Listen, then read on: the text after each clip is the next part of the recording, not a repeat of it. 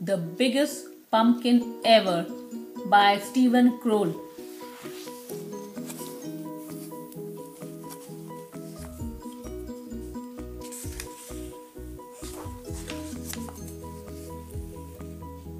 Once, there were two mice who fell in love with the same pumpkin.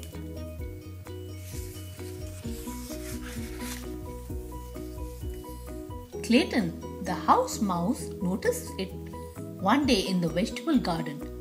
It was still little and green, but Clayton thought he could make it grow really big.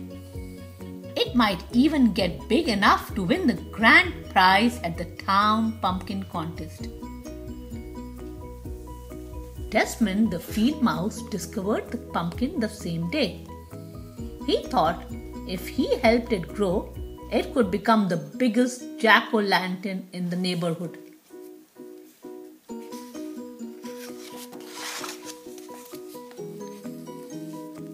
That afternoon, Clayton watered the pumpkin.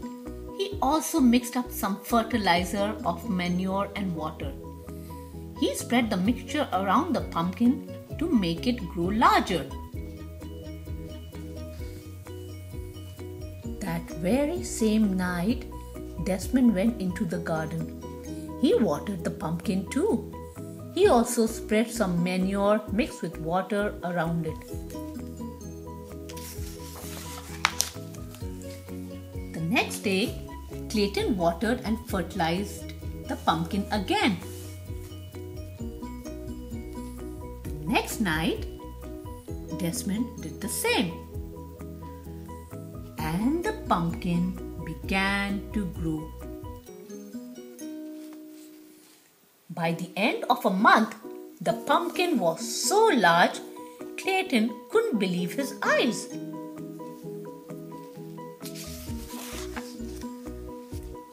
"My goodness," said Clayton's mother, "and it's not even full grown."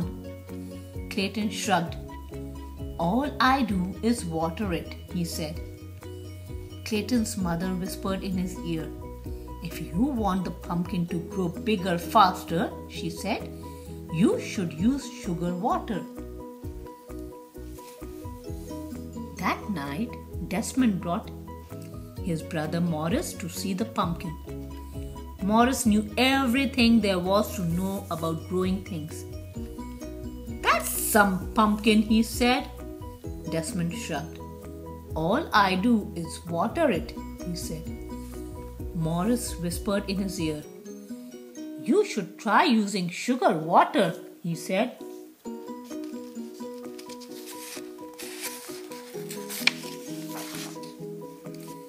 The next day, Clayton dug a small hole beside the pumpkin vine.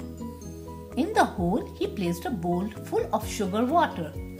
He cut into the vine a few inches from the pumpkin. In the cut, he put one end of a piece of candle wick. Then he put the other end in the bowl of sugar water. That night, on the other side of the pumpkin, Desmond did exactly the same thing.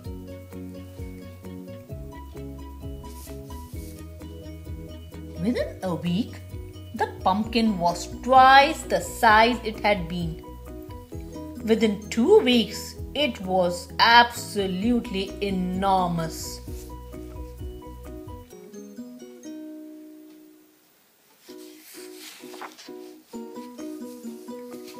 Clayton was amazed. He ran down the road and peeked into his friend Jimmy's pumpkin patch. The pumpkin Jimmy was growing for the contest looked much smaller. Clayton scratched his head. "I have an amazing pumpkin," he said out loud, "and I think I'm going to win the contest." That night, Desmond and his brother Morris spent a long time looking at the pumpkin. "How do you think it got that big?" Desmond asked. Morris shrugged. "A little luck, a little skill. It's going to make some jack-o'-lantern," said Desmond. "It sure is," said Morris.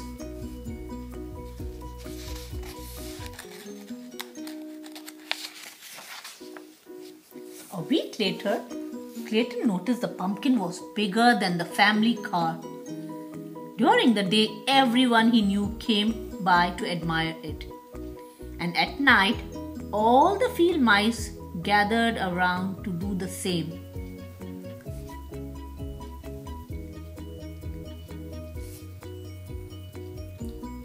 By now, summer was almost over. In a week, the pumpkin would be full grown and start turning yellowish and then orange. A few weeks after that, it would be ripe and ready for the pumpkin contest.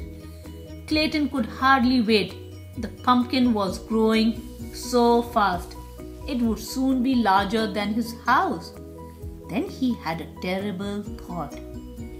If the pumpkin was so big, how would he get it to the contest? It wouldn't fit in his red wagon. It wouldn't even fit in a truck.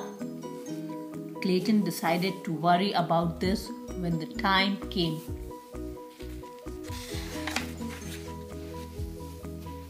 That night, the weather grew colder. Thinking there might be an early frost, Clayton rushed out to the pumpkin with his blanket. One was not enough. Soon he was rushing back and forth, carrying all the blankets from the house. As he worked, he hummed a little song. And as he hummed, he heard someone else singing. He also began to realize that someone else was covering the pumpkin with blankets. Desmond too had seen the danger of an early frost. He too had brought blankets for the pumpkin, and as he worked, he sang a little song. And as he sang, he began to realize that someone else was working and humming.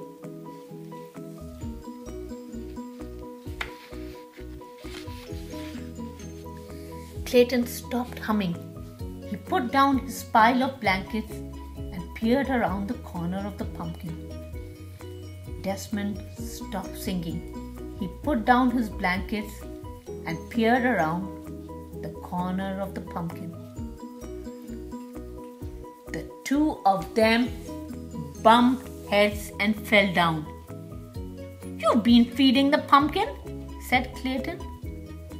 "You've been feeding the pumpkin," said Desmond. "That's why it got so big," said Clayton. "That's why it got so big," said Desmond. They burst out laughing.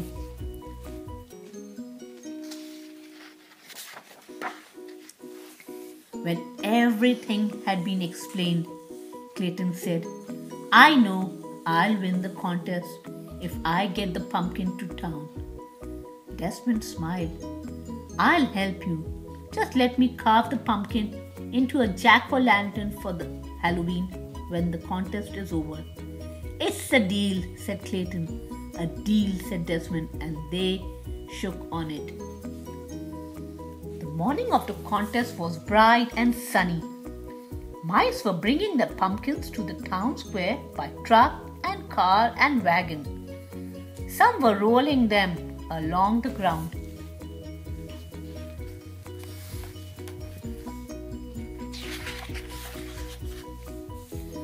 Suddenly, they all stopped short.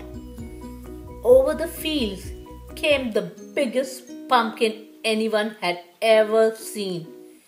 It was being pulled by 100 field mice on motorcycles.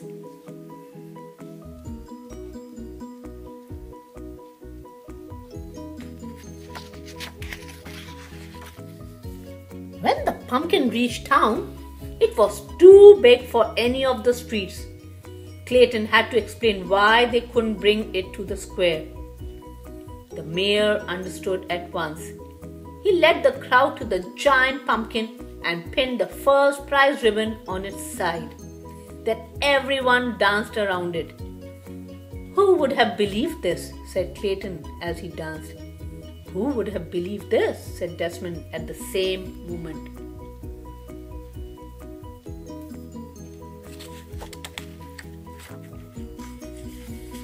When the celebration was over, The 100 field mice pulled the pumpkin back to the field. The day before Halloween, they carved it into the best jack-o'-lantern ever.